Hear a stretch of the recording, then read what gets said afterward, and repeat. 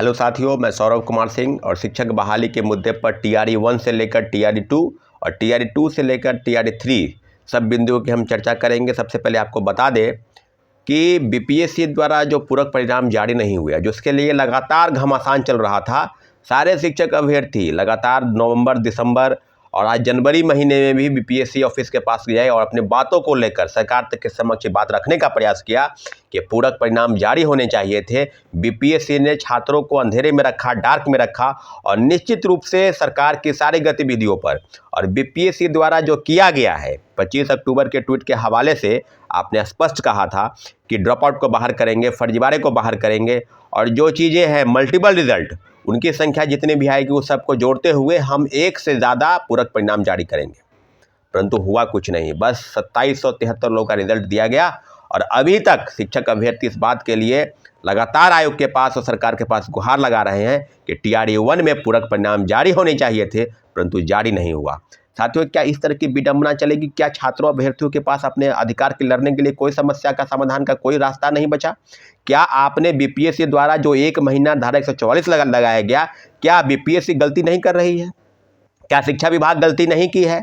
अगर आपने गलती की है, थंब इम्प्रेशन के नाम पर बिना डॉक्यूमेंट के वेरिफिकेशन का आपने रिजल्ट निकाला, किस आधार पर आपने रिजल्ट निकाला? अगर रिजल्ट निकाला भी तो फिर आपने जो सीटें खाली हुई है, जो फर्जीवाड़ा हुआ, सीटेट फेल, एसटीटी फेल, कई फर्जी प्रमाण पत्र के आधार पर लोगों को आपने नियुक्ति दी, अगर आपने उसे हटाया तो उसके जगह पर आपने नए लोगों को क्यों नहीं बैठाया? क्या इस तरह की मानसिकता पर शिक्षा विभाग और बीपीएससी चलेगी? क्या आपको लगता है कि इस तरह की मानसिकता से और इस तरह की नियुक्ति प्रक्रिया के साथ बिहार की शिक्षा व्यवस्था बदल जाएगी? निश्चित रूप से निसंदेह नहीं बदलेगी।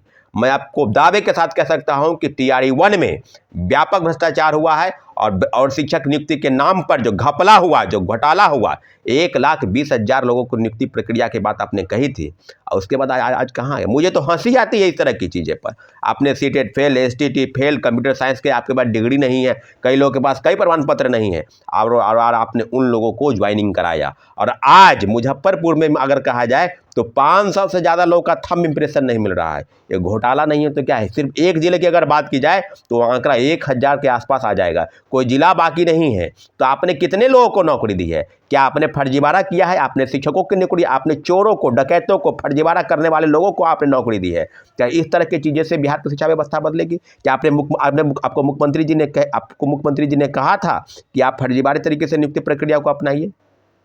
बीपीएससी चेयरमैन और के पाठक सर, बिल्कुल मुझे नो डाउट कि वो बहुत ही ड्राई ऑनेस्ट व्यक्ति हैं, लेकिन आपके ऑनेस्ट के वजह के कारण और आपके रहते हुए बिहार की शिक्षा व्यवस्था बदल जाएगी क्या? आपके रहते हुए इस तरह का फर्जीवाड़ा हुआ, आपने दोबारा कहा कि हम टीआरई 1 में दोबारा थंब इम्प्रेशन कराएंगे। क्यों?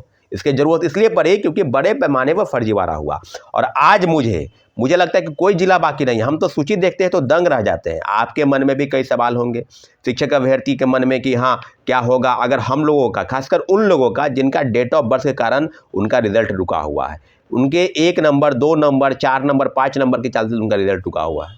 तो क्या टीआरई 1 में इस तरह की चीज़ें नहीं होनी चाहिए? पूरक परिणाम जारी होने के पीछे कहाँ कोई तर्क है? आपने कहा कि जितनी सूची आएगी तो 4700 लोगों की सूची गई थी शिक्षा विभाग से सिर्फ मल्टीपल रिजल्ट को लेकर और मात्र 2700 रिजल्ट। आपने कहा कि कैंडिडेट मिले ही नहीं, मिनिमम कटअप को पार किया ही नहीं, तो फिर पार नहीं जब किया तो फिर 41 लोगों का रिजल्ट कैसे आ गया? फिर खामी आपके चयन प्रक्रिया में है, कमी आप में है और आप उसका पूरा दोषारोपण शिक्षक अभ्यर्थियों पर आपने लाद दिया है। इन सारे मामलों को लेकर माननीय उच्च न्यायालय में आप सबको बता दें कि एक रीट जो हम लोग फाइल करने जा रहे थे, आज उसकी पूरी तैयारी हो गई है। कल कोर्ट बंद था लेकिन आज वो फाइल हो जाएगा। आपको अंतिम अपडेट दे देते हैं, आज निश्चित रूप से फाइल होने की पूरी संभावना है, आज फाइल हो जाएगी। दूसरे महत्वपूर्ण विषय की हम चर्चा करेंगे, वो विषय है टीआरई 2। टीआरई 2 को लेकर भी कई सारे शिक्षक अभ्यर्थी हैं जो लगातार प्रयास कर रहे हैं कि उसके लेकर आगे क्या होगा। तो उसके लेकर भाषा की अर्हता जो है वो समाप्त की गई थी। आप सबको पता है कि भाषा की अर्हता के लिए जो चीज़ें थी कि आपको 9 नंबर लाने हैं, टीआरई 1 में भाषा की जानकार होने जरूरी थे, टीआरई 2 में नहीं जरूरी थे क्योंकि बीपीएससी चेयरमैन स्पष्ट, उनको लगता है कि हम जो बोलेंगे या हम जो करेंगे वही सही है। इतने बड़े संवैधानिक पद पर बैठा व्यक्ति अपने बातों से पलटी मार दे, लीडर की तरह बात करने लगे, तो मुझे लगता है कि इस तरह की चीज़ें बिहार में पहली बार है कि चयन प्रक्रिया के पहले यानी नियुक्ति प्रक्रिया के पहले डॉक्यूमेंट का वेरिफिकेशन आपने नहीं कराया और रिजल्ट का पब्लिकेशन करा दिया, आपने ज्वाइनिंग दे दिया। उसके बाद आप डॉक्यूमेंट का वेरिफिकेशन करा रहे हैं। आपको याद होगा कि छठे चरण की जो बहाली हुई थी और 70,000 लोगों का फर्जीवाड़ा तरीके से जो पकड़ा गया था, माननीय उच्च न्यायालय ने स्पष्ट कहा था कि इन लोगों के खिलाफ कठोर से कठोर कार्रवाई कीजिए। और हलफनामा के रूप में बिहार सरकार शिक्षा विभाग द्वारा जो दिया गया, आप सुनकर आपको आश्चर्य होगा कि फोल्डर गायब हो गया और फाइलें जल गई है। आपको याद होगा कि शिक्षा विभाग में कई साल पहले, 2-3 साल पहले फाइल भी जली थी। तो साथियों, अब कहने की ज़रूरत नहीं है कि जो फर्जीवाड़ा हुआ उसमें शिक्षक अभ्यर्थियों का जो नुकसान हुआ।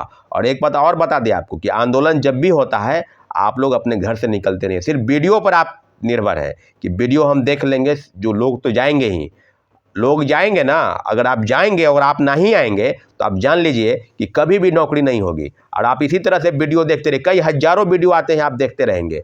लगातार आपको हम गुहार लगाते हैं कि जब भी आंदोलन हो, कोई भी आंदोलन का नेतृत्व करे, आपको आना है। अगर आपको लगता है कि आपके साथ गलत हुआ है, बिहार सरकार आपके साथ गलत की है, और निश्चित रूप से शिक्षक अभ्यर्थियों के साथ जो गलत हुआ TRE 1 में और TRE 2 में, तो जितने भी प्रोटेस्ट होते हैं सब में बढ़ चढ़ के हिस्सा लेने की ज़रूरत थी, परंतु आपकी संख्या बिल्कुल नगण्य रहती है क्योंकि आप सिर्फ वीडियो देखने में ही अपना समय जाया करते हैं। साथियों, अभी TRE 1 से लेकर TRE 2 तक और TRE 2 से लेकर TRE 3 तक जो बात की जाएगी वो सीटों को कंपनसेट किया जा रहा है। सीट का आंकड़ा अगर आप बात करें 1,20,000 में, तो 28,800 सिर्फ नियोजित शिक्षक हैं। सीटों का जो डाटा है वो फिर सेकेंड फेज की बहाली में चली गई। अभी भी फर्जीवाड़ा पकड़ा रहा है। क्या वो जो खाली होंगी सीटें, जो रिक्त होंगी, उसकी जगह पर क्या होगा? कोई ऐसी व्यवस्था तो आपने की नहीं है। सप्लीमेंट्री रिजल्ट को लेकर लगातार गुहार किया जा रहा है, उस पर भी आप कुछ नहीं बोल रहे हैं। TRE 2 में जोड़ी गई या TRE 2 के जो पद खाली होंगे उसको TRE 3 में जोड़ा जाएगा। यही इन लोगों का काम है। पूरक परिणाम के लिए जो कहते हैं कि वेटिंग लिस्ट नहीं है, तो वेटिंग लिस्ट कौन सी बड़ी बात है? आप सरकार से पूछिए, एक सरकार से कैबिनेट से मंजूरी ले लीजिए वेटिंग लिस्ट का। वेटिंग लिस्ट तो बिल्कुल होनी चाहिए। और वेटिंग लिस्ट किसको कहते हैं? आप अपने डिफिनीशन में आपने गलत किया है। 10,000 लोगों ने डॉक्यूमेंट का वेरिफिकेशन TRE 1 में नहीं कराया। क्या वो वेटिंग लिस्ट के प्रावधान, जब किसी का अधिकार ही नहीं है वो उस पर पूरक परिणाम आने चाहिए थे, परंतु आपने पूरक परिणाम नहीं जारी किया। पूरक परिणाम जारी करने के लिए आपने सिर्फ खानापूर्ति की। 2773 लोगों का आपने रिजल्ट दिया। और TRE 1 में जो रिजल्ट के खिलाफ में हम लोगों ने याचिका दायर की है, इस सब के लिए हम लोग आगे बढ़ेंगे और निसंदेह हमारी जीत होगी माननीय उच्च न्यायालय में। लेकिन इतना जरूर है कि हम लोग अपनी लड़ाई को सड़क से सदन तक और निश्चित रूप से आयोग से लेकर कोर्ट तक अपनी बातों को रखेंगे। लेकिन इतना जरूर है कि आंदोलन आप लोगों से अंतिम निवेदन है, अगर आपको लगता है कि आपके साथ गलत हो रहा है तो जितने भी प्रोटेस्ट और आंदोलन है बढ़ चढ़ कर हिस्सा लीजिए। और जितने भी लोकतांत्रिक तरीके से लड़ाई लड़ने चाहिए हम लोग लड़ेंगे। ठीक है साथियों, अपडेट करा दिया आपको। और निश्चित रूप से हमारी सारी मांगे शिक्षक अभ्यर्थियों के साथ है और कई बिंदु हैं छात्रों के साथ। हमारी बातों आप तक पहुंचाने का हम प्रयास करेंगे। निश्चित रूप से हमारे चैनल को आपने सब्सक्राइब नहीं किया तो प्लीज़ सब्सक्राइब कर दें, क्योंकि हमारी बात आप तक पहुंच सके और आपकी समस्या का समाधान के लिए हमारे पास जो भी संसाधन है हम उसका उपयोग कर सकें। ठीक है साथियों, धन्यवाद। जय हिंद।